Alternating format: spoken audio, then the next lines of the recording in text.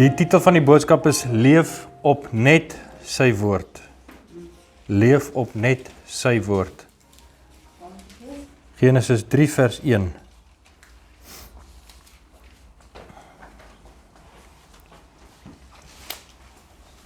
Genesis hoofstuk 3 vers 1. Maar die slang was listiger as al die diere van die veld wat Jahwe Elohim gemaak het. En hy sê vir die vrou, is dit ook so dat Elohim gesê het, julle mag nie eet van al die bome van die tuin nie? Nou, waarom het Satan 'n slang gebruik om vir Eva te verlei? Kom nie 'n padda of 'n akedus of 'n vark of 'n kogelmander of 'n seemeeu of 'n... En ek wil hê julle moet blaai na 2 Korintiërs 11 vers 3. Ek gaan later hierdie vraag vra, hoekom het Satan? Nou, 2 Korintiërs hoofstuk 11 vers 3. Maar ek vrees dat, net soos die slang Eva deur sy listigheid bedrieg het, julle sinne so miskien verdorwe kan raak, vervreemd van die opregtheid teenoor Christus, teenoor Messia.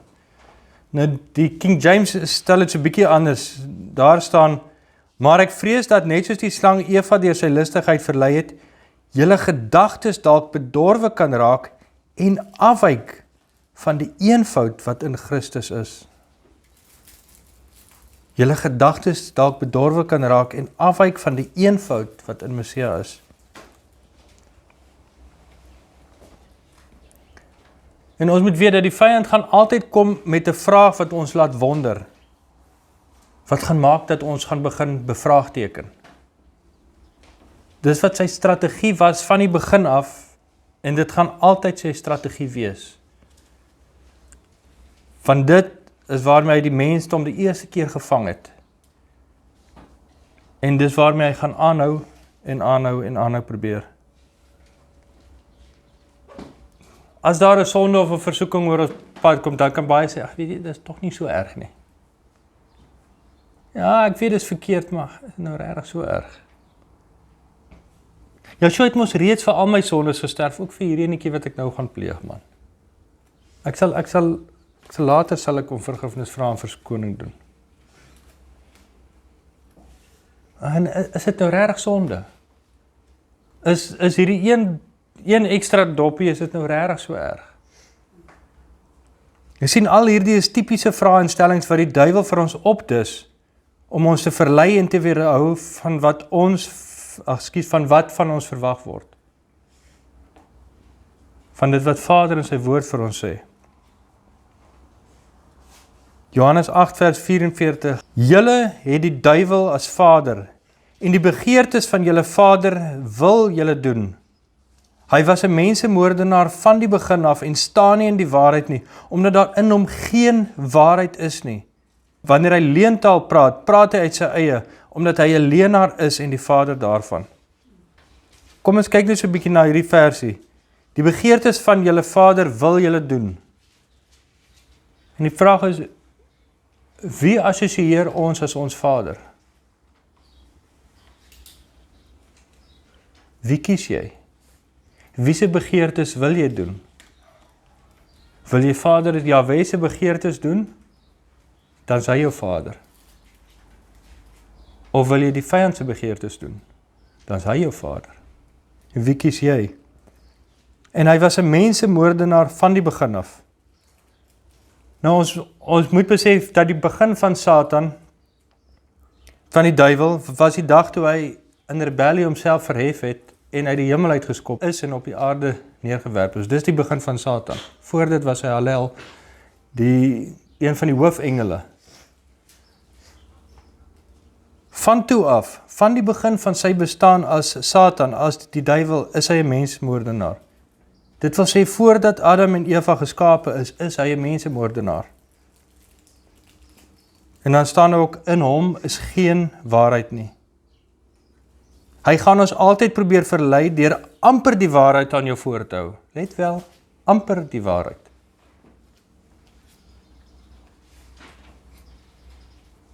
Amper die waarheid is nie die waarheid nie. 99% waarheid en 1% leuen is 'n leuen. Jy kan dit hoe mooi opdis en versier, maar is nog steeds 'n leuen. Die dag toe Hallel, Lucifer, Satan, die duiwel op die aarde neergewerp is, soos in Jesaja 14 vers 11 tot 15 en Jesegiel 28 vers 13 tot 19, het hy al sy autoriteit verloor. Al sy autoriteit. En omdat Satan geen autoriteit in homself het nie, moes hy deur iets anders of iemand anders spreek. En ek wil hê julle moet hierdie gedagte vasbind, omdat Satan geen meer autoriteit in homself het nie, moes hy deur iets anders of deur iemand anders spreek. Omdat hy geen autoriteit het nie en ons nie kan dwing nie, daarom lewe hy deur leuns en misleidings en verleidings. Hy kan niks doen sonder ons toestemming en dat ons inwillig nie. En dit wees, hy kan niks doen sonder ons toestemming of dat ons inwillig nie. Matteus hoofstuk 8 vers 31 tot 32. En die duiwels of die demone het hom gesmeek en gesê, as u ons uitdryf, laat ons toe om in die trop varke te vaar. En hy sê vir hulle, gaan. Toe gaan hulle uit en vaar in die trop varke en daar storm die hele trop varke van die kraans af die see in en kom in die water om. Alles wat 'n fisiese liggaam het meer autoriteit as Satan. Kan ek dit weer sê? Alles wat 'n fisiese liggaam het meer autoriteit as Satan. Daarom het die duiwels vir die meester gevra, stuur ons dan in die varke in. Want hulle kon nie van self in die varke ingaan nie, want hulle het nie die autoriteit nie. En toe die meester vir hulle sê, gaan, toe eers kon hulle ingaan. Dit is hoe min autoriteit, mag, krag, beheer Satan het. Dat hy nie eens in 'n vuil onrein vark kon ingaan nie.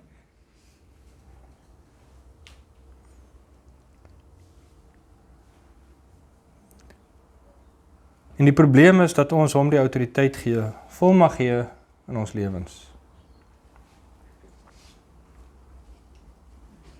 Die manier waarop ek en jy dink, is die manier waarop Satan jou kan beheer. Waarop jy hom die reg gee tot jou liggaam en jou lewe. Die manier waarop ons dink. Ons is geleer of gekondisioneer dat siektes en kwale en armoede en ongesteldheid die normaal is vir die lewe. Dit gaan mos maar so, ons almal raak siek en ons word gesond en dan kom swaar tye en dan gaan armoede wees en dan... Maar dit is eintlik so ver van die werklikheid af. Hoekom dink julle het Adam 930 jaar oud geword? Omdat hy nie geweet het hoe om dood te gaan nie. Satan moes hom dit leer, deur sy denke te infiltreer, en hy doen dit vandag nog met my en jou. Satan infiltreer ons denke, en deur ons denke gee ons vir hom toegang tot ons liggaam en lewe. Eksodus hoofstuk 23 vers 25. En julle moet Jahwe, julle Elohim dien. Hierdie woordjie dien is nie net dien nie, dit is om in eerbied, onderdanigheid te dien, te bedien. En julle moet Jahwe, julle Elohim dien. Dan sal hy jou brood en jou water seën en ek sal siektes uit jou midde verwyder. Hierdie woordjie verwyder in die Hebreëus is om af te sit of om af te skakel. Ons kan 'n lewe lewe waar ons nie siek hoef te word nie. Maar ons is geleer om siekte te aanvaar. As die seisoen verander, dan is dit mos weer tyd vir verkoue. Is mos so. Almal word siek as die seisoen verander. Want ons laat dit toe. Weet jy wat, as ek siek word, As ek siek word, ja, dan is dit gewoonlik ergens, dan is ek vir 2 of 3 dae in die bed. Ek het dit nou weer gehoor. Dis wat mense sê. En dis wat ons baie keer vir onsself, oor onsself spreek. Weet jy wat, ek kry nooit griep nie, maar die dag as ek griep kry, man, dan is ek 3 dae plat in die bed. Ons is so gekondisioneer, so geïndoktrineer, so gebreinspoel om die leuen te glo en nie die waarheid van die woord nie. Johannes 17 vers 17 sê, heilig hulle in die waarheid, die woord is die waarheid. Dis die enigste waarheid wat daar is. Daar is geen ander waarheid as sy woord nie. Terug tot by Genesis hoofstuk 3 vers 1. Maar die slang was listiger as al die diere van die veld wat Jahwe Elohim gemaak het. En hy sê vir die vrou, is dit ook so dat Elohim gesê het, julle mag nie eet van al die bome van die tuin nie? Die eerste ding wat die vyand altyd doen is om die woord van Elohim aan te val of in twyfel te trek. As ons elke gedagte in lyn was met die woord van Elohim, sou ons aan niks tekort gehad het nie. Sou ons gesond wees, gevoed wees, voorspoedig wees en alles, oorvloed hê en alles. Let wel, as ons elke gedagte net in lyn was met Vader se woord. 2 Korintiërs hoofstuk 10 vers 3 tot 6. En hier is ook weer 'n so belangrike gedeelte in die Bybel wat ons moet verstaan en ons eie maak. Vers 3 sê, want hoewel ons in die vlees wandel, voer ons die stryd nie volgens die vlees nie. Let wel, want die wapens van ons stryd is nie vleeslik nie, maar kragtig deur Elohim om vestings neer te werp. Terwyl ons planne verbreek en elke kans wat opgewerp word teen die kennis van Elohim en elke gedagte gevange neem tot gehoorsaamheid aan Messia. En ons gereed hou om elke ongehoorsaamheid te straf wanneer julle gehoorsaamheid volkome is. Ons moet leer om die stryd te voer volgens ons gees en nie ons vlees nie. Want die wapens van ons stryd is kragtig deur Elohim om vestings in ons gedagtes neer te werp. Terwyl ons die vyand se planne verbreek en skanse wat opgerig is teen die kennis van Elohim verpletter, deur elke gedagte gevange te neem tot gehoorsaamheid aan die Meester. Sodat ons elke ongehoorsaamheid, elke sonde, elke verkeerde gedagte, elke verkeerde handeling in ons vlees kan straf deur onsself reg te wys en te bekeer. Die volgende vraag wat ek wil vra is, hoekom het Satan met Eva gaan praat en nie met Adam nie? Want Elohim het die opdrag aan Adam gegee, voordat Eva geskape was. Genesis 2 vers 9. Genesis 2 vers 9. Satan het geweet dat Adam het gehoor. Genesis hoofstuk 2 vers 9. En Jahwe Elohim het allerhande bome uit die grond laat uitspruit, begeerlik om te sien en goed om van te eet of te neem, staan daar eintlik in Hebreëus. Ook die boom van die lewe in die middel van die tuin en die boom van die kennis van goed en kwaad. Let wel, daar was 2 bome in die middel van die tuin, die boom van die lewe en die boom van die kennis van goed en kwaad. Genesis 2 vers 16 tot 17. En Jahwe Elohim het aan die mens, daar staan eintlik Adam bevel gegee en gesê, van al die bome van die tuin mag jy vrylik eet, eintlik neem, maar van die boom van die kennis van goed en kwaad, daarvan mag jy nie neem nie, want die dag as jy daarvan neem, sal jy sekerlik sterwe. Net die boom van kennis van goed en kwaad was verbode om van te vat. Nie die boom van die lewe nie. Daarvan kon hulle vrylik neem. Sou hulle maar eerder van die boom van die lewe geneem het, dan sou die prentjie vandag heel anders gelyk het. En dan daarna, Genesis 2 vers 21 tot 22. Hier wil ek sommer net hê julle moet 'n regstelling maak. Met die skepping van die vrou lees ons van die sogenaamde ribbebeen. maar volgens die oorspronklike Hebreëse verklaring beteken dit om iets in die helfte te deel, te rip. Nou die boere weet wat is 'n ripper wat hier agter die trekker trek. Wat maak hy? Hy verdeel die grond. In die ou Afrikaans het jy gesê jy rip 'n deur, dan maak jy dit 2 deure wat kan swaai. En dis presies wat hierso gebeur het. Vers 21. Toe het Jahwe Elohim 'n diepe slaap op die mens of op Adam laat val. En terwyl hy slaap, het hy een van sy helftes geneem en die plek daarvan met vlees toegemaak. En Jahwe Elohim bou die helfte wat hy van die mens, die Adam geneem het, tot 'n vrou en bring haar na die mens, na Adam toe. Okay, so Adam het die verbod ontvang voordat Eva geskape is. En dalk het Adam dit nie duidelik genoeg aan Eva gestel nie. Of dalk het hy dit glad nie genoem nie. Of dalk het sy dit verkeerd verstaan, soos wat baie vroue nogals doen. En dalk is dit die rede waarom Satan met Eva begin het. Omdat sy nie self van Vader gehoor het nie, en dit haar eie gemaak het nie.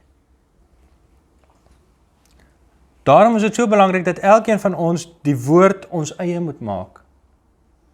Ons kan nie meer leef op hoorsê van ander en van ander se openbarings nie.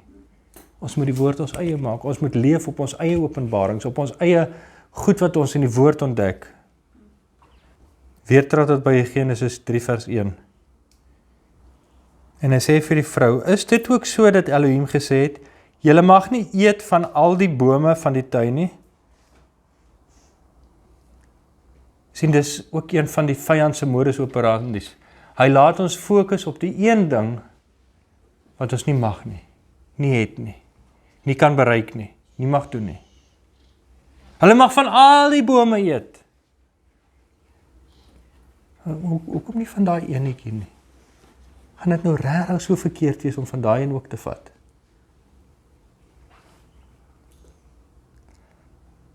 En dis presies wat die wêreld ook doen. Daar vlieg elke dag duisende vliegtye. Maar laat een vliegtuig val, dan is dit hoofnuus.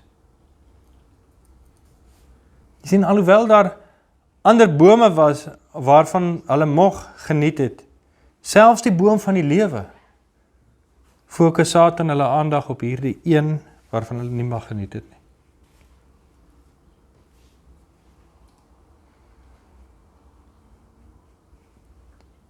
En dis ongelukkig wat ons as mense doen. Depressiewe mense fokus op depressiewe gedagtes. Gaan lees, kyk en luister gerus na Dr. Caroline Leaf of Dr. Michelle Strydom oor die invloed wat ons gedagtes op ons hele liggaam het. Dis fenomenaal, verbuisterend, verstommend, eintlik angswekkend as jy net besef wat se invloed jou gedagtes op jou liggaam fisies het. As jy die hele tyd negatiewe goed sien en hoor en oordink, dan skei jou brein negatiewe chemikalieë af, wat jou liggaam negatief beïnvloed, wat jou aftakel en jou kwesbaar maak vir siektes. Dis wetenskaplik bewys. Wat jy bedink, jou uitkyk op die lewe, beïnvloed alles in jou lewe. Wat jy bedink en jou uitkyk op die lewe, beïnvloed alles in jou lewe. As jy siek is, dan moet jy jou gedagtes verander. As jy oorweldig voel, dan moet jy jou gedagtes verander. As jy nie waardig voel nie, dan moet jy jou gedagtes verander. Dit gaan nie net oor positiewe denke nie, maar dit gaan oor woordgefundeerde en woordgebaseerde woordgedagtes. En dis hoekom dit so belangrik is dat ons die woord ons eie moet maak. Dat ons moet leef net op sy woord. Ons almal het al soveel keer die versie gehoor, Jeremia 29 vers 11, wat die meeste sê, want ek weet watter gedagtes ek aangaande julle koester, sê Jahwe. Gedagtes van vrede en nie van onheil nie, om vir julle 'n hoopvolle toekoms te gee. 'n hoopvolle toekoms sluit tog alles in wat positief is en lekker is, waarop ons kan hoop. En dan is daar nog soveel ander versies wat spreek van seën en voorspoed en voorsiening en gesondheid. Weer terug tot by Genesis 3, vers 1 tot 3. En hy, die slang, sê vir die vrou, is dit ook so dat Elohim gesê het, julle mag nie eet van al die bome van die tuin nie? En die vrou antwoord die slang, van die vrugte van die bome in die tuin mag ons eet, maar die vrugte van die boom wat in die middel van die tuin is, het Elohim gesê, julle mag daarvan nie eet nie, en dit nie aanroer nie, anders sal julle sterwe. Eva antwoord volgens wat sy gehoor het of gedink het sy verstaan het. Die boom in die middel van die tuin mag ons nie van eet nie en dit nie aanroer nie. Maar daar was 2 bome in die middel van die tuin. So watter een is dit nou? Sy het nie eens die boom se naam geken nie. En nêrens het Elohim ooit aan Adam gesê dat jy mag dit nie aanroer nie. Jy sien, Eva het sommer net bygevoeg by sy woord. Kom ons gaan terug na Genesis 2 vers 16 tot 17, wat Elohim aan Adam sê, van al die bome van die tuin mag jy vry eet, maar die boom van die kennis van goed en kwaad, daarvan mag jy nie eet of neem nie, want die dag as jy daarvan eet of neem, sal jy sekerlik sterwe. Vader het niks gesê van aanroer of aanraak nie, sy het net bygevoeg. En is ongelukkig wat soveel mense doen. Hulle vat 'n waarheid in die woord en dan bou hulle 'n hele paragraaf, 'n hele verhandeling, 'n hele geloof op daardie een waarheid. En hulle bring dit nie in konteks van die hele Bybel nie. Ons is nie veronderstel om by te voeg of weg te vat van wat sy woord vir ons sê nie. As Eva net geantwoord het, ja, dit is so, dan het die ou slang geweet dat hy nie verder hoef te argumenteer nie. Maar Eva se redenerende antwoord openbaar aan hom dat sy oop is vir bespreking en dalk ook vir oortuiging.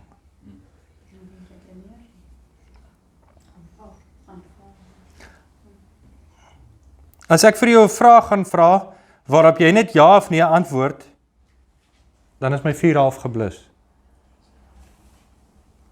Maar as ek vir jou 'n ja of nee vraag vra, en jy antwoord my breedvoerig, sonder om regtig ja of nee te sê, dan weet ek daar is dalk onsekerheid. Of daar is 'n moontlikheid dat iets dalk kan verander. Gaan jy Sondag kerk toe? Ja. Dan het ek my antwoord en my vuur is half geblus om enigiets verder te wil uitvind. Dit klink dalk kort af en vir sommige en veral die vroue dalk ongeskik om net die vraag te beantwoord. Maar dis eintlik al wat gevra word. Gaan jy Sondag kerk toe? Ja, ek gaan Sondag kerk toe. OK. Reg. Ek het my antwoord. Ek weet nie wie van julle die grappie of die verhaal gehoor van die man wat op sy selfoon die WhatsApp boodskap kry wat sê, bid asseblief vir Piet, hy was in 'n ongeluk. Ja, en hy vat sy selfoon daar na die kombuis en hy sê vir sy vrou, ek het nou hierdie boodskap gekry, bid asseblief vir Piet, hy was in 'n ongeluk. Vrou, wat het met Piet gebeur? Hy was in 'n ongeluk. Hier staan, bid asseblief vir Piet, hy was in 'n ongeluk. Is Piet alright? Ek weet nie, die boodskap sê, bid asseblief vir Piet, hy was in 'n ongeluk. Met wat het hy gery? Ek weet nie, die boodskap sê, bid asseblief vir Piet, hy was in 'n ongeluk. Is sy vrou en sy kinders alright? Ek weet nie, die boodskap sê, bid asseblief vir Piet, hy was in 'n ongeluk.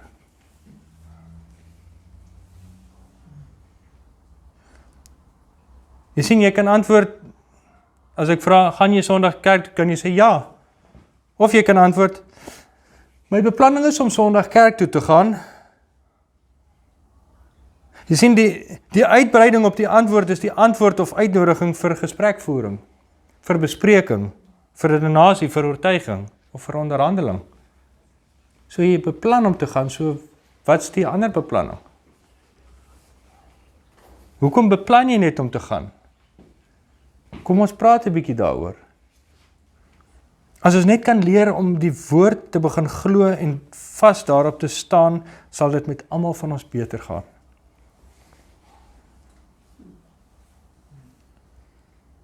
Filippense 4 vers 19 sê so mooi, en my Elohim sal elke behoefte van julle vervul na sy rykdom en heerlikheid deur Messia Yeshua.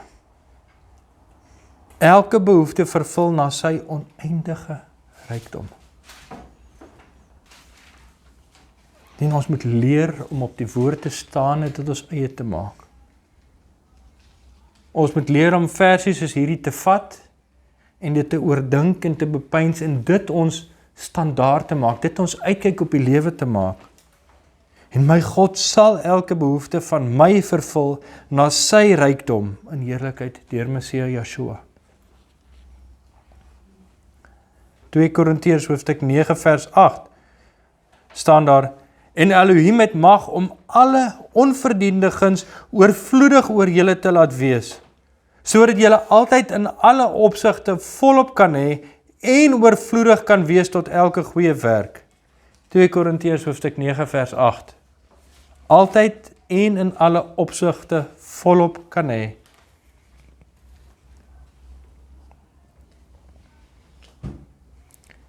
Sien, as ons hierdie goed regtig begin glo, as ons regtig begin staan op die woord, gaan jy nie omgee wat jou bankbalans vir jou sê nie. Gaan jy nie meer regtig omgee wat jou boekhouer vir jou sê nie. Of wat in jou beursie is nie. Want God sal elke behoefte vervul na sy rykdom sodat ons volop kan hê. En daar is honderde getuienisse, ek wil amper sê miljoene getuienisse van mense wat nie eens geld in hulle beursie gehad het nie, wat nou iets moet betaal. En dan kom iemand en hulle betaal het sommer vir hulle. Want hy sal elke behoefte vervul na sy rykdom, sodat ons volop kan hê.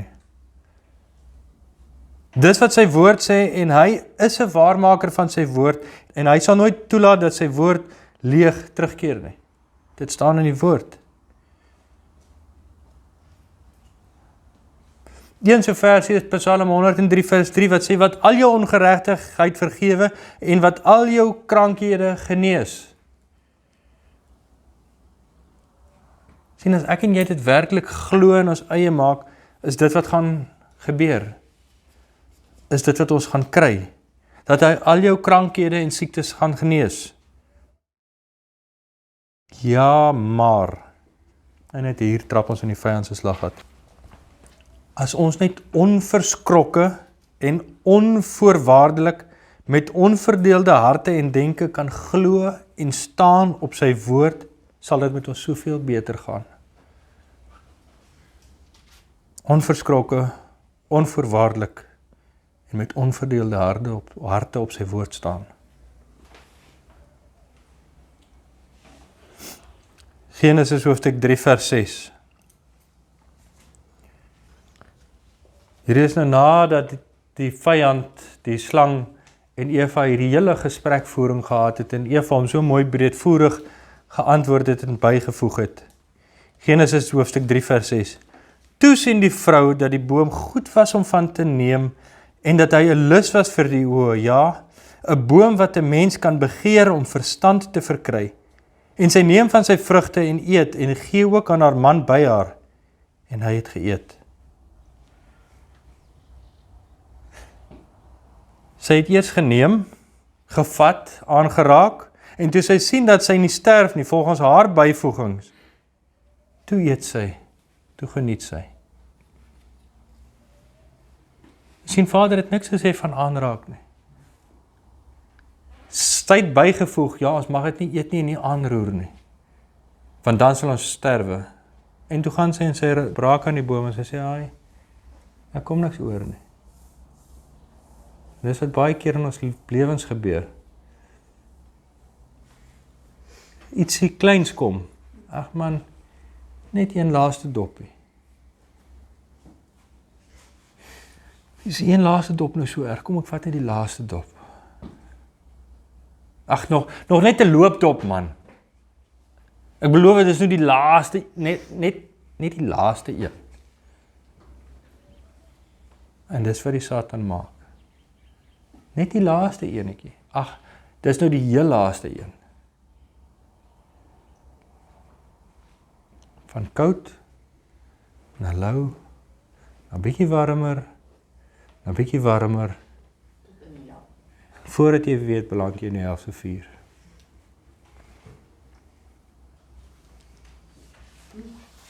Met byvoegings toets ons eers die water. En dan as ons agterkom dat niks gebeur nie, en uiteindelik nie so erg is nie, dan gaan ons verder. En dis presies wat met sonde ook gebeur. Ons begin nie goed oordink en dan dink ons, is dit nou regtig so erg? En dan voel ons net iets, dan voel ons, dit was nou lekker, maar dit was ons nie so erg nie. En dan gaan dit al verder en al verder. Wat probeer ek sê? Ons moet leer leef op net sy woord. Dit moet ons alfa en omega wees, die begin en die einde en alles tussenin. Sy woord moet ons standaard word, ons uitkyk op die lewe. Ons doen en late, ons opstaan en gaan slaap, ons woordeskat, ons denke en alles. Net sy woord. Dit is wat sy woord vir ons moet wees.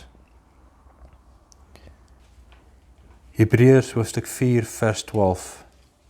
Want die woord van Elohim is lewend en kragtig en skerper as enige tweesnydende swaard en dring deur tot die skeiding van siel en gees en van gewrigte en murg en is 'n beoordelaar van die oorlegginge en gedagtes van die hart. Laat toe dat sy woord jou oorlegginge en gedagtes van jou hart oorheers en beïnvloed. Nie die vyand nie. Nie jou vleeslike begeertes nie. Laat toe dat sy woord jou oorlegginge en die gedagtes van jou hart oorheers en beïnvloed. Van 2 Timoteus 3 vers 16 tot 17 sê dit vir ons so mooi. Die hele skrif is deur Elohim ingegee. En is nuttig tot lering, tot weerlegging, tot teregwysing, tot onderwysing in die geregtigheid, sodat die mens van Elohim, ek en jy, volkome kan wees, vir elke goeie werk, volkome toegerus. Daarom leef net op sy woord. Amen. Kom ons buig die hoofde. Aba Vader, dankie dat U weer eens ons alfa en omega is. Ons begin en ons einde en alles tussenin is. Dankie dat ons U woord het, wat vir ons in Johannes 1 vers 1 leer, in die begin was die woord en die woord was by U en die woord is U. Dankie dat die hele woord deur U ingegee is en dat die hele woord nuttig is vir ons, sodat ons as mens volkome toegerus kan word vir elke goeie werk. Aba Vader, ek wil vra dat U deur die Heilige Gees, Ja Ruach, ons sal help om met ywer en met passie U woord weer op te tel en te begin lees en te begin bestudeer en ons eie te maak. Aba Vader, dat ons weer met nuwe krag en ywer en passie sal begin verhouding bou met U. Ons weet dat Romeine sê vir ons die geloof kom deur die gehoor en die geloof deur die hoor van die woord. Maar Vader, en ons weet dat hoe meer ons U woord gaan lees en bestudeer, hoe groter gaan ons geloof word. En hoe meer gaan ons U begin raak sien vir wie U is. Hoe meer gaan ons U genade, U liefde, U teenwoordigheid, U guns, U seën in ons lewe begin ervaar. Help ons, o Heilige Gees, Ja Ruach, dat ons net op die woord sal bly staan en sal leef. En dat ons nie sal byvoeg of sal weglaat nie. Maar dat ons die hele woord in totaliteit sal vat en ons eie sal maak. Amen.